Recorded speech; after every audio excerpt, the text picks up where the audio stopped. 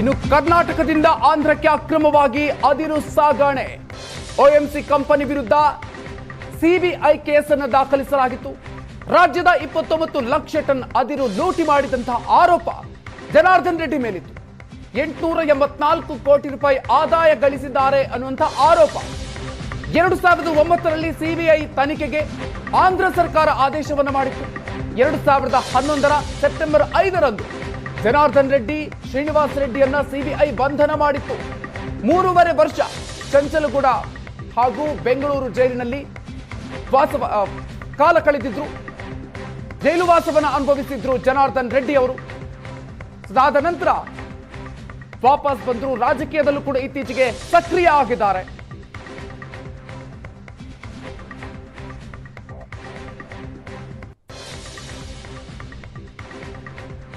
ಕರ್ನಾಟಕದಿಂದ ಆಂಧ್ರಕ್ಕೆ ಅಕ್ರಮವಾಗಿ ಅದಿರು ಸಾಗಣೆ ಮಾಡಿರುವಂತಹ ಆರೋಪ ಇರೋದು ಜನಾರ್ದನ್ ರೆಡ್ಡಿ ಅವರ ವಿರುದ್ಧ. OMC ಕಂಪನಿಯ ವಿರುದ್ಧ ಕೇಸನ್ನ ಸಿಬಿಐ ದಾಖಲು ಮಾಡಿತ್ತು. ರಾಜ್ಯದ 29 ಲಕ್ಷ ಟನ್ ಅದಿರನ್ನ ಲೂಟಿ ಮಾಡಿರುವಂತಹ ಆರೋಪ ಜನಾರ್ದನ್ ರೆಡ್ಡಿ ಅವರ ಮೇಲಿದೆ. 884 ಲಕ್ಷ ಕೋಟಿ ರೂಪಾಯಿ ಆದಾಯ ಗಳಿಸಿದ್ದಾರೆ ಅನ್ನುವಂತಹ ಆರೋಪವನ್ನ ಜನಾರ್ದನ್ ರೆಡ್ಡಿ ಅವರ ಮೇಲೆ ಇತ್ತು. ಆ ಒಂದು ಪ್ರಕರಣಕ್ಕೆ ಸಂಬಂಧಪಟ್ಟಂತೆ 2009ರಲ್ಲಿ ಸಿಬಿಐ ತನಿಖೆಗೆ ಆಂಧ್ರ ಪ್ರದೇಶ ಸರ್ಕಾರ ಆದೇಶವನ್ನು ಕೊಟ್ಟಿತ್ತು. 2011ರ ಸೆಪ್ಟೆಂಬರ್ 5ರಂದು ಜನಾರ್ದನ್ ರೆಡ್ಡಿ, ಶ್ರೀನಿವಾಸ್ ರೆಡ್ಡಿಯನ್ನ ಸಿಬಿಐ ಬಂಧನ ಮಾಡಿತ್ತು. 3.5 ವರ್ಷಗಳ ಕಾಲ ಚಂಚಲಗೂಡು ಹಾಗೂ ಬೆಂಗಳೂರು ಜೈಲು ವಾಸವನ್ನು ಅನುಭವಿಸಿದ್ರು ಜನಾರ್ದನ್ ರೆಡ್ಡಿ ಅವರು. ಪ್ರಕರಣದ ತನಿಖೆ ಮುಂದುವರೆದಿತ್ತು. ಈ ಪ್ರಕರಣದ ವಿಚಾರಣೆ 15 ವರ್ಷಗಳ ಕಾಲ ಅಂದ್ರೆ 2025ರ ಮೇ 6ರ ತನಕ ಕೂಡ ನಡೆದಿತ್ತು. ಸಿಬಿಐ ವಿಶೇಷ ನ್ಯಾಯಾಲಯ ಇದೀಗ ತೀರ್ಪನ್ನು ನೀಡಿದೆ. ಈ ತೀರ್ಪಿನಲ್ಲಿ ಜನಾರ್ದನ್ ರೆಡ್ಡಿ ಅವರು ಅಪರಾಧಿ ಅಂತ ಘೋಷಣೆ ಮಾಡಿದೆ. ಈ ಬಗ್ಗೆ ಹೆಚ್ಚಿನ ಡೀಟೇಲ್ಸ್ ಕೊಡ್ತಾರೆ ನಮ್ಮ ಪ್ರತಿನಿಧಿ ರಮೇಶ್. ಇದೀಗ ನಮ್ಮ ಜೊತೆಗೆ ದೂರವಾಣಿ ಸಂಪರ್ಕದಲ್ಲಿ ಜಾಯ್ನ್ ಆಗ್ತಾ ಇದ್ದಾರೆ. ರಮೇಶ್, ಇದೀಗ ಸಾಕಷ್ಟು ದೇಶಾದ್ಯಂತ ದೊಡ್ಡ ಮಟ್ಟದಲ್ಲಿ ಸುದ್ದಿಯಾಗಿದ್ದಂತ ಪ್ರಕರಣ ಇದು. ಈ ಪ್ರಕರಣದಲ್ಲಿ ಜನಾರ್ದನ್ ರೆಡ್ಡಿ ಅವರು ಅಪರಾಧಿ ಅಂತ ತೀರ್ಪು ಬಂದಿದೆ.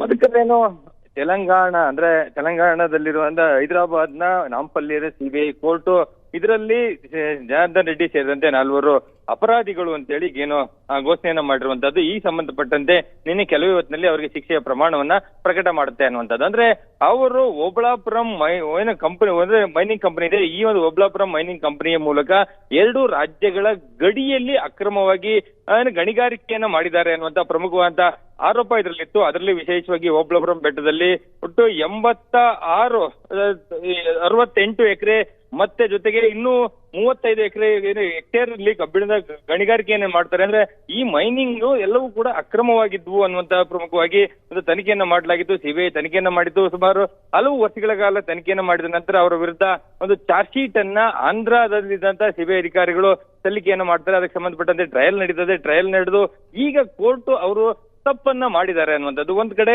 ಗಡಿ ಇದ್ದೇನೋ 2 ರಾಜ್ಯಗಳ ಗಡಿ ಇತ್ತು, ಅದನ್ನ ಹಾಳು ಮಾಡಿರುವಂತದ್ದು, ಅಲ್ಲಿ ಅಕ್ರಮವಾಗಿ ಗಣಿಗಾರಿಕೆಯನ್ನು ಮಾಡಿದರೆ ಅಂತ ಸಂಬಂಧಪಟ್ಟಂತೆ ಸಾಕಷ್ಟು ವಿಚಾರಗಳಲ್ಲಿ ಒಂದಷ್ಟು ಮಾಹಿತಿಯನ್ನ ಕೊಡ್ಲಾಗಿತ್ತು ಚಾರ್ಜ್ ಶೀಟ್ ನಲ್ಲಿ. ಆ ಸಂಬಂಧಪಟ್ಟಂತೆ ಇದರಲ್ಲಿ ಇವತ್ತು ಕೋರ್ಟ್ ಒಂದು ಆದೇಶವನ್ನು ಮಾಡಿರುವಂತದ್ದು. ಇದಕ್ಕೆ ಎಷ್ಟು ವರ್ಷ ಶಿಕ್ಷೆ ಆಗುತ್ತೆ ಅನ್ನುವಂಥದ್ದನ್ನ ಕಾದ್ ನೋಡ್ಬೇಕಾಗಿರುವಂತದ್ದು. ಸಾಮಾನ್ಯವಾಗಿ 3 ವರ್ಷ ಒಳಗಡೆ ಆಗಿದ್ದೆ ಅದರಲ್ಲಿ ಅವರು ತಕ್ಷಣಕ್ಕೆ ಬೆಲೆ ತೆಗೆದುಕೊಳ್ಬಹುದು. ಆದ್ರೆ ಇಂತಹ ಗಂಭೀರ ಪ್ರಕರಣದಲ್ಲಿ 3 ವರ್ಷಕ್ಕಿಂತ ಹೆಚ್ಚಿನ ಪ್ರಮಾಣದ ಶಿಕ್ಷೆ ಪ್ರಕಟ ಆಗಿದ್ದೆ ಆದಲ್ಲಿ ಅಂತ ಸಂದರ್ಭದಲ್ಲಿ ಕೋರ್ಟ್ ನಲ್ಲಿ ಇಮಿಡಿಯೇಟ್ ಅವ್ರು ಬೇಲ್ ತೆಗೆದುಕೊಳ್ಳಿಕ್ಕೆ ಸಾಧ್ಯ ಇಲ್ಲ, ಅಪೀಲ್ ಹೋಗ್ಲಿಕ್ಕೂ ತಕ್ಷಣಕ್ಕೆ ಸಾಧ್ಯ ಆಗೋದಿಲ್ಲ.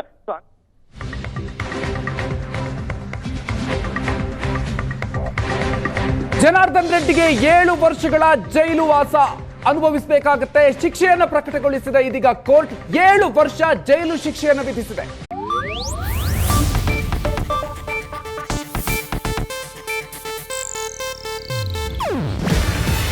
ಇದು ಏಷ್ಯಾನೆಟ್ ನ್ಯೂಸ್ ನೆಟ್ವರ್ಕ್ ಪ್ರಸ್ತುತಿ. ನೀವು ನೋಡ್ತಿದ್ದೀರಾ ಏಷ್ಯಾನೆಟ್ ಸುವರ್ಣ ನ್ಯೂಸ್.